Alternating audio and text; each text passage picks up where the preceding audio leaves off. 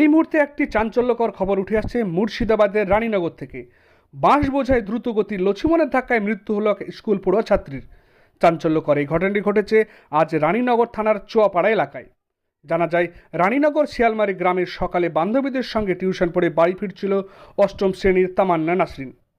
মালিবাড়ি পঞ্চায়েতের চুয়াপাড়া মাঠের কাছে বাঁশ বোঝাই বেপরোয়া গতির লক্ষ্মণের ধাক্কায় রাস্তায় ছিটকে পড়ে।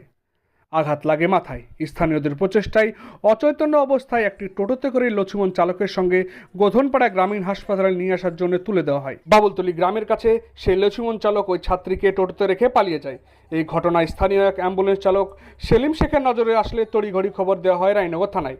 পুলিশ বাবুলতলী থেকে হাসপাতালে নিয়ে আসলে কর্তব্যরত চিকিৎসক ওই অষ্টম শ্রেণীর স্কুল ছাত্রীকে মৃত বলে ঘোষণা করেন।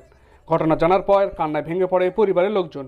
ইতিমধ্যে রানীনগর থানার পুলিশ ওই বাঁশ বোঝাই লক্ষ্মণটিকে নিজেদের হেফাজতে নিয়েছে এবং চালকের খোঁজে তল্লাশি শুরু করেছে। Bureau report, news 4 Bangla.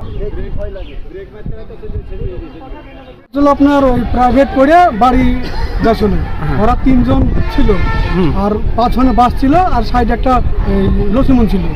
লক্ষ্মণের side যে ওকে মাথাতে ধাক্কা মারে, যে এই মাথাতে লাগে, আঘাত করে। তারপর ওই লক্ষ্মণ আলো একটা টুকটুকে করে হাসপাতালে গিয়েছিল। আস্তে আস্তে আপনার কার্তিকপাড়া মোড়ে মারা যায়। মারা যাওয়ার পর ওই টুকটুকে আলো থাকে, লক্ষ্মণ আলো ঝাঁপ মেরে পালিয়ে যায়। লক্ষ্মণ কি তারপরে এতে এসে তো হাসপাতাল দেখে এখন তো থানাতে আছে।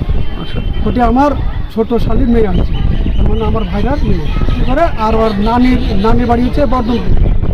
টিউশনি করে বর্ধনপুরে ওর নানের বাড়িতে যেত, মানে ওদের বাড়িতে একটা ছোটোখাটো একটা অনুষ্ঠান আছে।